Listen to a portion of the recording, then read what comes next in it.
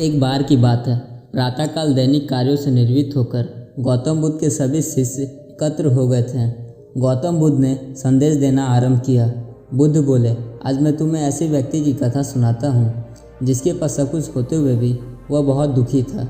गौतम बुद्ध ने कहना आरंभ किया। किसी नगर में एक सेठ रहता था। उसके पास लाखों की संपत्ति थी, बहुत बड़ी हवेली थी, नौकर चाकर थे, फिर भी सेठ के मन को शांति नहीं थी। एक दिन किसी ने उसे बताया कि यहाँ पास के ही नगर में एक साधु रहता है। वह लोगों को ऐसी सिद्धि प्राप्त करा देता है कि उसे मनचाही वस्तु मिल जाती है। सेठ उस साधु के पास गया और प्रणाम करके निवेदन किया, महाराज, मेरे पास धन की कमी नहीं है, पर फिर भी मेरा मन बहुत अशांत रहता है। आप कुछ ऐसा उपाय बता दीजिए कि मेरी अशांति दूर हो जाए। सेठ ने सोचा कि साधु बाबा उसे कोई ताबीज़ दे देंगे या और कुछ कर देंगे जिससे उसकी इच्छा पूरी हो जाएगी और उसका मन हमेशा के लिए शांत हो जाएगा।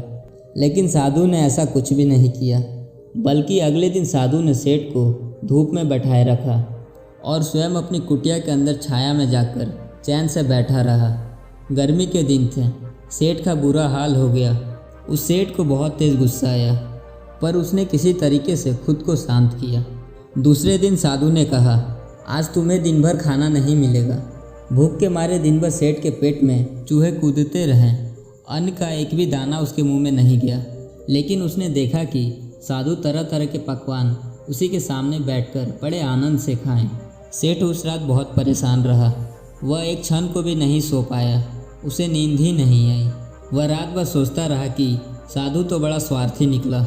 तीसरे दिन सवेरा होते ही सेठ ने अपना बिस्तर बांधा और चलने को तैयार हो गया। तभी साधु बाबा उसके सामने आकर खड़े हो गए और बोले, सेठ क्या हुआ?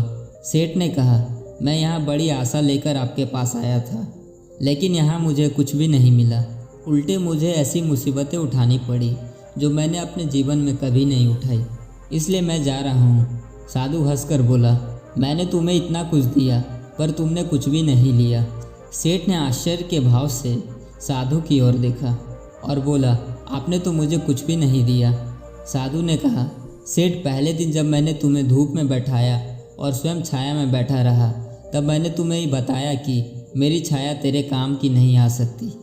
जब मेरी बात तुम्हें समझ में नहीं आई तो दूसरे दिन मैंने तुम्हें भूखा रखा और स्वयं अच्छी तरह का खाना खाया। उससे मैंने तुम्हें समझाया कि मेरे खा लेने से तेरा पेट नहीं भर सकता। सेठ, याद रखो, मेरी साधना से तुझे सिद्धि नहीं मिलेगी। तूने अपना धन अपनी मेहनत से कमाया है और शांति भी तुझे अपनी पुरुषार्थ साधना और अपनी मेहनत से ही मिलेगी। सेठ की आंखें खुल गई। अब उसे अपनी मंजिल पर पहुंचने का रास्ता मिल गया। साधु के प्रति आभार व्यक्त करता हुआ वह सेठ अपने घर लौट आया।